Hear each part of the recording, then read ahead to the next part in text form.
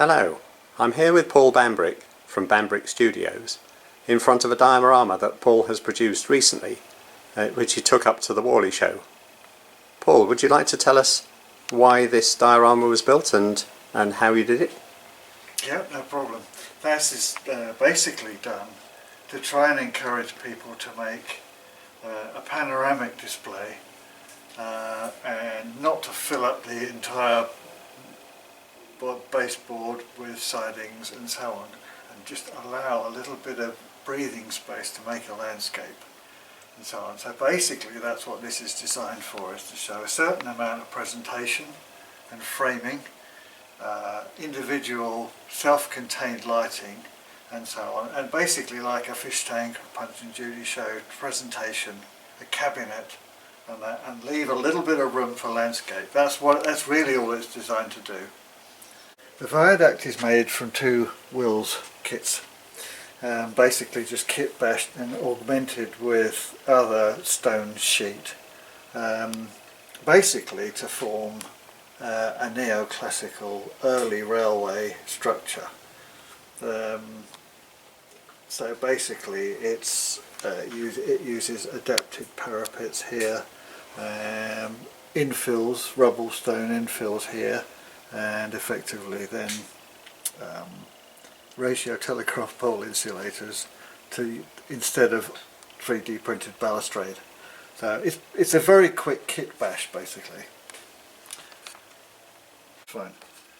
The buildings are kit bashed and modified Metcalfe card structures, and they're done on a distorted footprint. So essentially when you're looking at into the diorama, you see them slightly foreshortened, as then they become more foreshortened as they disappear further back into the background.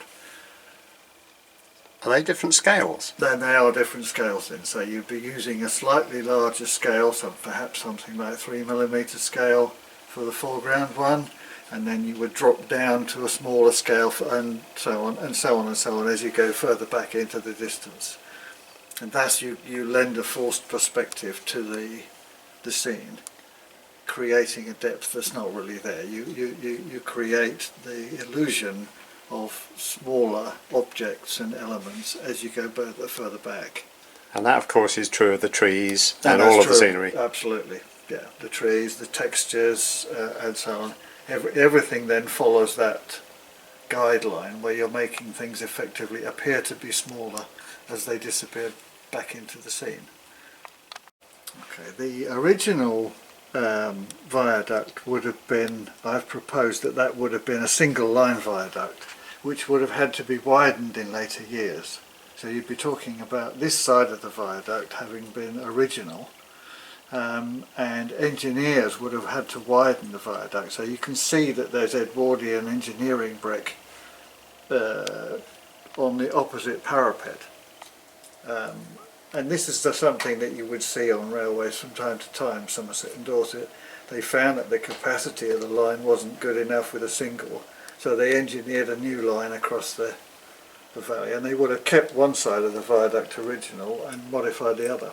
So hence the reason why you've got a modern parapet at the back and an older one at the front.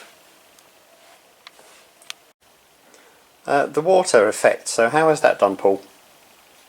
This is done by making a separate original riverbed within the contouring of the landscape, and modelling that as a separate item and then overlaying it with a 2mm sheet of clear acrylic, so that you can then see down through the surface of the water to the riverbed below.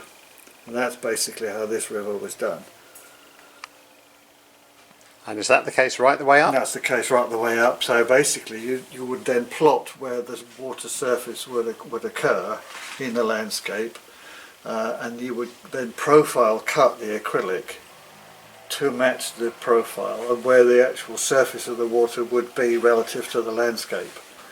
It does look very effective from looking down into the river. You do actually see when you're moving around, you can see that the surface is different to the riverbed below. It lends a transparency to the water And you can use various products and so on to texture the clear acrylic, but they are done on two different levels. So you see the two moving apart, you see the two moving relative to each other. The trees in here, we've covered on a different video the actual making of the trees. All the trees made in the same way? Yep, they are. They're all done on copper wire, multi-strand copper wire armatures.